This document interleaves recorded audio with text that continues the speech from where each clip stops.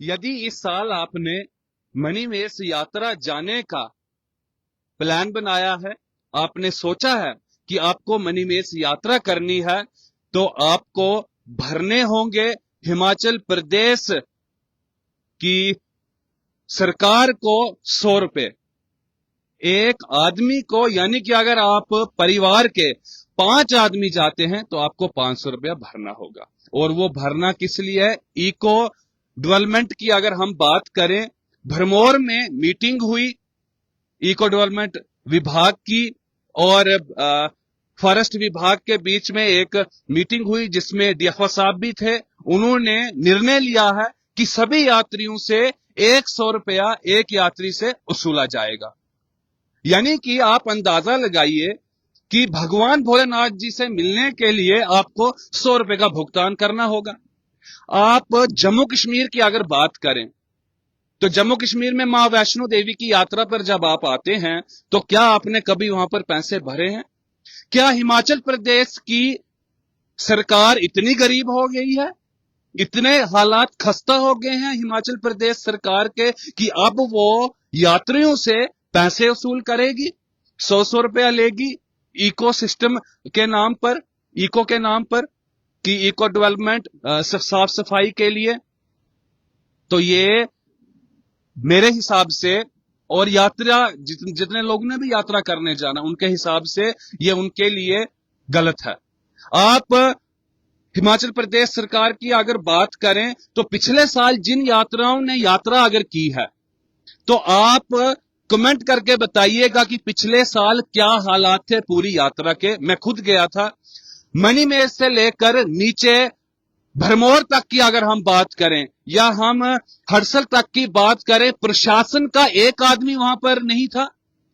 ऊपर से लेकर नीचे तक लाइन लगी हुई थी, लोग डर रहे थे, बारिश का माहौल था और जिस प्रकार से गाड़ियों का जाम लगा रहता है उस प्रकार से लोगों का जाम लगा हुआ था। और वहां पर प्रशासन का या सुरक्षा बल की बात करें या प्रशासन की बात करें, एक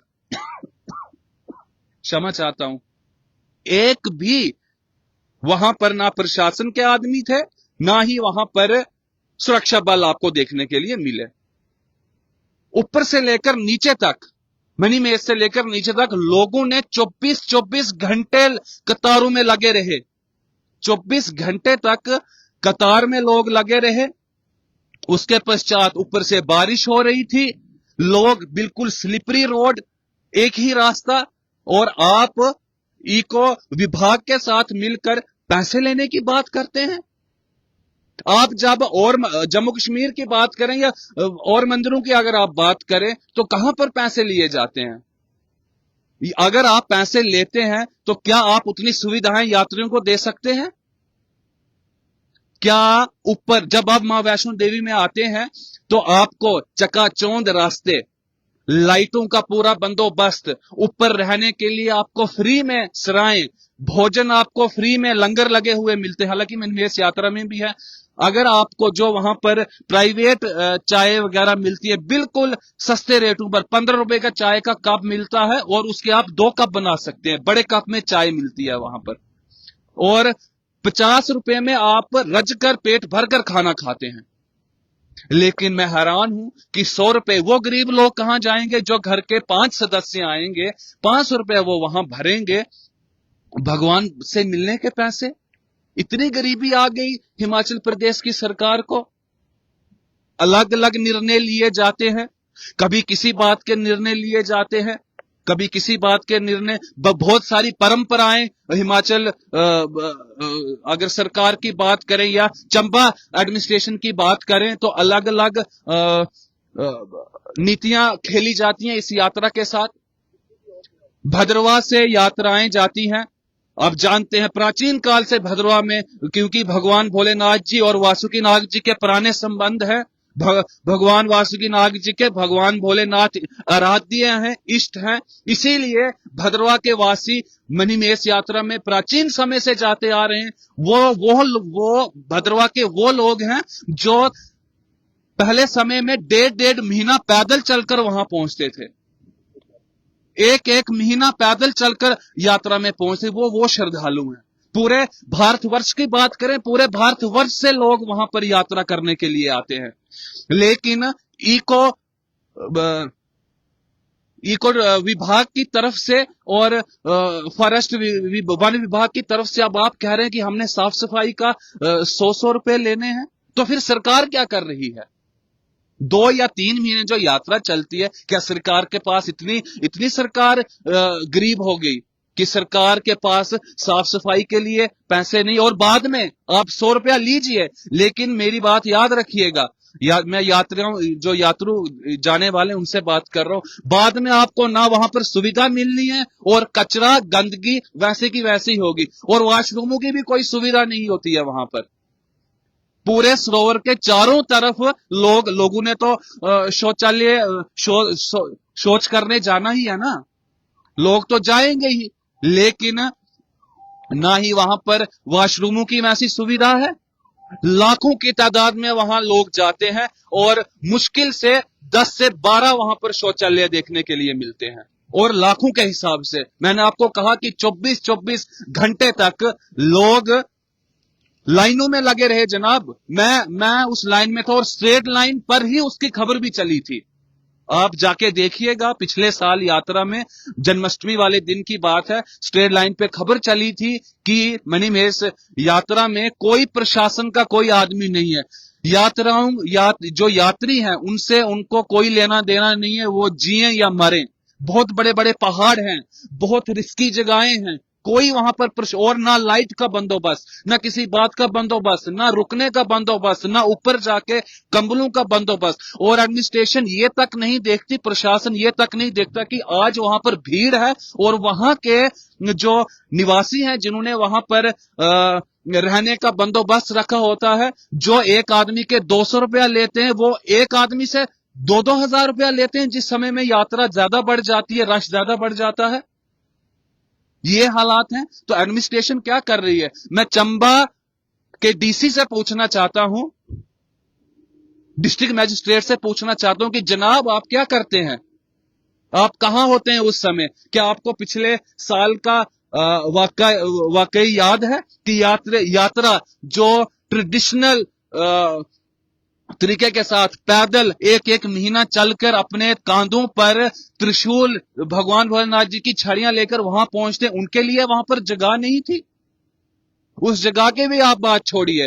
आपको ये याद है कि कितने लोगों ने आपसे शिकायत की कि ऊपर जो रेट फिक्स किया गया था आपका 200 रुपया पर पर्सन या 300 रुपया पर पर्सन, वो आप 2-2 हजार रुपया ले रहे थे, जिस समय में वहां पर पूरा लोग भर गए थे। यानी कि जब रश हो गया, मालूम पड़ा कि अब रश है, अब इनसे पैसे लिए जाएं।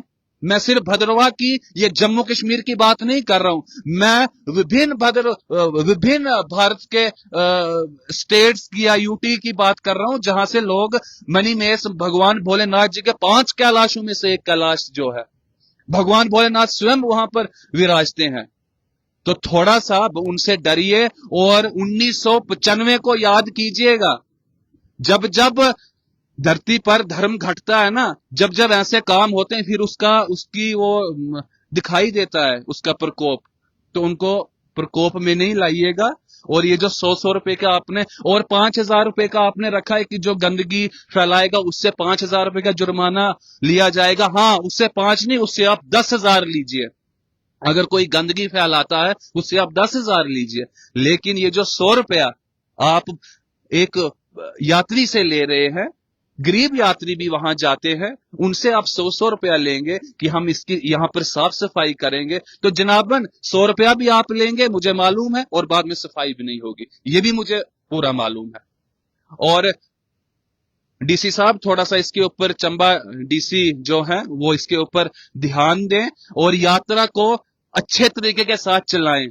आप जब कैलाश यात्रा भद्रवाह आते हैं तो वहां पर कोई पैसे नहीं वसूले जाते आपसे सफाई के नाम पर। आप वासुकीनाग मंदिर भद्रवाह में जाते हैं, आप वैष्णो देवी में जाते हैं, आप अपने जो जामवंत जी की गुफा है, अब आप बावे वाली माता के मंदिर जाते हैं, प्राचीन स्थल है ये भी, यहां पर कोई पैसे नहीं वसूले जाते, यहां पर साफ सफाई नहीं होती। और पूरे पुख्ता इंतजाम, एडमिनिस्ट्रेशन वहां पर तैनात होती है, सुरक्षा बल वहां पर तैनात होते हैं, वहां पर आपकी रहने की सुविधा होती है, खाने की सुविधा होती है, फ्री में आपको कंबल मिलते हैं रहने के लिए, रात गुजारने के लिए, जगह जगह पर लंगरों की व्यवस्था होती है, पूरी पुख्ता निगरानी रखी जाती है कि यात्रियों को कोई लूट तो नहीं रहा है। आप शंकराचार्य जाते हैं, वहां पर आपसे पैसे वसूले जाते हैं। और हिमाचल सरकार इतनी गरीब हो गई, इतनी सरकार के पास इतने पैसे नहीं रहे कि सरकार अब आने वाले जो यात्री, जो श्रद्धालु हैं, उनसे 100 रुपया लेगी। आप कमेंट करके जरूर बताइएगा कि पिछले साल किसने वो सरकार का, डिस्ट्रिक्ट एडमिनिस्ट्रेशन का, और आपने देखा वहां पर कोई अगर आदमी आपने देखा हो, और पिछले साल कितने लोग, लाखों लोग कतारों में लगे रहे, और बिल्कुल जैसे जाम लगता है गाड़ियों का, एक के पीछे एक, एक के पीछे एक, के पीछे एक आदमी लगे हुए थे। और इतनी खतरनाक, बिल्कुल डरने वाला रास्ता है वो, नीचे दरिया बहता है। तो जनाब थोड़ा सा ध्यान दीजिए, ये 100 रुपए की गेम को छोड़िए और कुछ अच्छी यात्रा को बेहतर और बनाइए। बने रहिए हमारे साथ। कैमरामैन पर्वत कोतवाल के साथ मोहित कोतवाल, द स्ट्रेट लाइन के लिए।